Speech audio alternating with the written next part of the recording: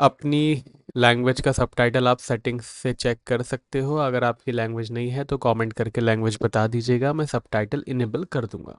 अस्सलाम वालेकुम, good morning, आप सबका मेरे चैनल पे वापस से स्वागत है। तो गोल्ड प्राइसेस क्लोज हुए हैं 3368 के आसपास।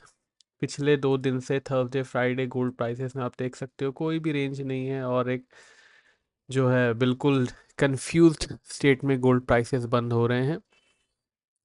गोल्ड प्राइसेस की दिक्कत यह है कि गोल्ड प्राइसेस को जो है अभी भी इंतज़ार है कुछ एक्शन मार्केट में हो। वैसे मंडे को गोल्ड की ओपनिंग हुई थी $3432 के आसपास, $3450 तक चला गया था। उसके बाद लोज बने हैं $3342 के। तो नियरली $70 जो है गोल्ड प्राइसेस अपने मंडे की ओपनिंग से नीचे बंद हुआ है। अब जो है गोल्ड प्राइसेस को इंतज़ार है कि यूएस जो है कुछ क्लैरिटी दे कि अगर वो ईरान की वॉर ज्वाइन कर रहा है कि नहीं कर रहा है। But as usual Donald Trump ji ने कहा है कि 2 हफ्ते के बाद वो बताएंगे कि जो वॉर ज्वाइन कर रहे हैं कि नहीं कर रहे हैं। 2 हफ्ते के बाद की टाइमलाइन का मतलब यह है कि इंडिपेंडेंस डे के बाद ही, अब आप ये कह सकते हो 2-3 दिन ऊपर आपको ऐड करने ही पड़ेंगे, बिकॉज 4 जुलाई को यूएस का इंडिपेंडेंस डे है। तो मोस्ट प्रॉब्ली हमें 5 या 6 जुलाई को पता चलना चाहिए कि if US is joining the war with Iran और नॉट, विद इसराइल और नॉट, अगेंस्ट ईरान, माफ़ कीजिएगा।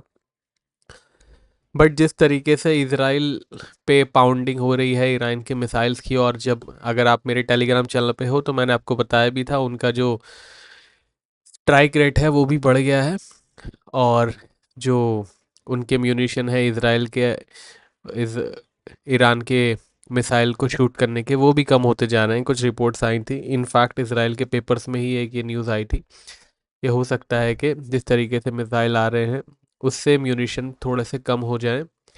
और 2 हफ्ते ईरान की इस पेस की मिसाइल इसराइल हैंडल कर पाएगा कि नहीं कर पाएगा। बट मैं जहाँ तक यूएस की पॉलिटिक्स को जानता हूँ, कम से कम इसराइल तो हो सकता है एक टाइम को झेल भी ले, लेकिन यूएस के पॉलिटिशियन नहीं झेल पाएंगे, ऐसा मुझे लग रहा है। बिकॉज यूएस के पॉलिटिशियन अपने यूएस की सिटीजन से ज़्यादा इसराइल को प्यार करते हैं। एंड ऐसा मुझे लगता है कि 2 हफ्ते से पहले ही या तो सीज फायर हो जाएगा, ट्रूस हो जाएगा, या फिर डील हो जाएगी, या फिर यूएस जो है वॉर ज्वाइन कर लेगा। बिकॉज आप किसी भी US politician, specially Republican politician से पूछोगे कि अमेरिकन सिटीजन्स को सेफ होना चाहिए कि इजराइल सिटीजन को सेफ होना चाहिए, तो they will not reply.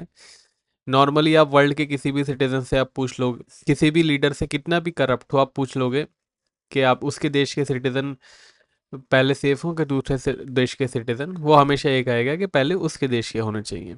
Interestingly कुछ यूएस के पॉलिटिशियंस ऐसा नहीं बोलते हैं, और ऐसा लगता है कि 2 हफ्ते मुझे नहीं लगता यूएस रुकेगा, या तो वॉर ज्वाइन कर लेगा या फिर सीज फायर हो जाएगा। How ever, this is just an speculation, this is just an observation, it is not an analysis, not any signal, it is just observation। जहाँ तक जो है यूएस की पॉलिटिक्स में अगर आप थोड़ा सा भी टाइम इन्वेस्ट करते हो तो आपको ये समझ में आ जाएगा। हाउएवर, अगर जो बाइडन जी होते या तो सीज फायर हो जाता या फिर वॉर कंटिन्यू हो जाती।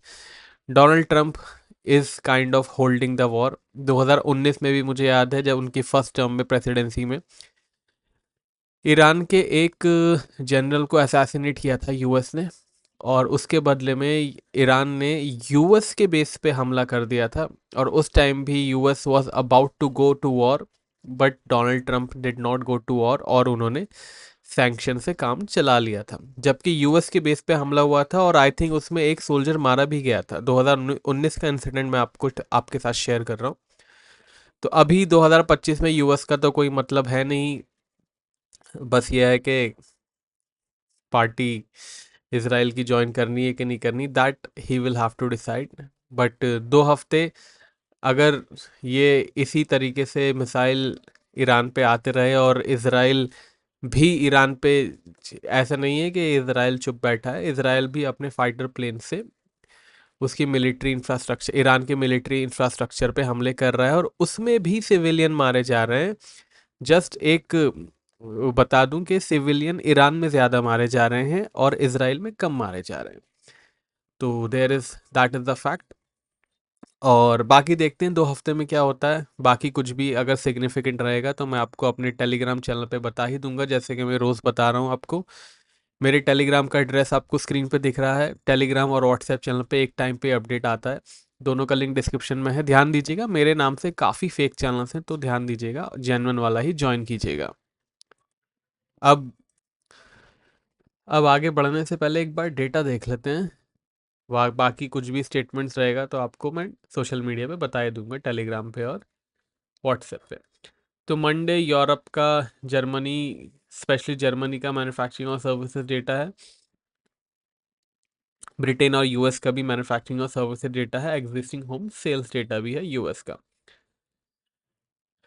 ट्यूसडे कनाडा का सीपीआई डेटा है और बैंक ऑफ इंग्लैंड और फेडरल रिजर्व चेयरमैन की स्पीच भी है। कंज्यूमर कॉन्फिडेंस है यूएस का। Interestingly these data will not impact much अगर कुछ भी स्टेटमेंट इसराइल या यूएस की तरफ से आ गया तो ध्यान रखिएगा। स्टेटमेंट्स पे ज़्यादा ध्यान दीजिएगा, डेटा पे भी ऑफ कोर्स ध्यान देना ही पड़ेगा आपको if you have a trade, but आजकल स्टेटमेंट्स पे ज़्यादा मार्केट चल रही है और डेटा पे कम चल रही है। उसके बाद वापस से फेडरल चेयरमैन की टेस्टिफाई करेंगे वो। न्यू होम सेल्स डेटा है यूएस का। यूएस का फाइनल जीडीपी डेटा है। इस बार फाइनल नंबर आएंगे तो we will be live streaming, तो मेक श्योर आपने चैनल सब्सक्राइब करके बेल आइकन दबाया है ताकि आपको लाइव स्ट्रीमिंग का नोटिफिकेशन आ जाए। अनएम्प्लॉयमेंट क्लेम्स है, कोर ड्यूरेबल गुड्स और ड्यूरेबल गुड्स का डेटा है। उसके बाद पेंडिंग होम सेल्स डेटा है यूएस का। टोक्यो का सीपीआई डेटा है जापान का। और कोर पीसी इंडेक्स है, that is extremely important data. बाकी फ्राइडे को भी कोर पीसी इंडेक्स के टाइम पे we will do live streaming, तो मेक श्योर चैनल सब्सक्राइब है आपका और बेल आइकन दबाया आपने। चार्ट पे आते हैं वापस। तो गोल्ड एक अच्छी जो है क्रैक, $70 के क्रैक के साथ बंद हुआ है। वीकली पे देखेंगे तो आप, बट अभी भी गोल्ड प्राइसेस ने ये जो जोन है 3450 की जोन, ये ब्रीच नहीं करी है।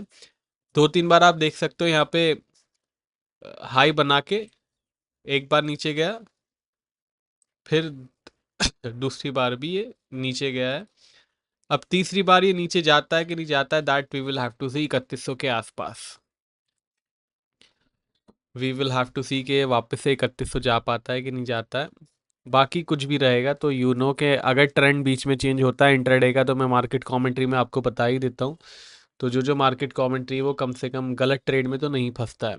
तो चलिए रेजिस्टेंस और सपोर्ट देख लेते हैं।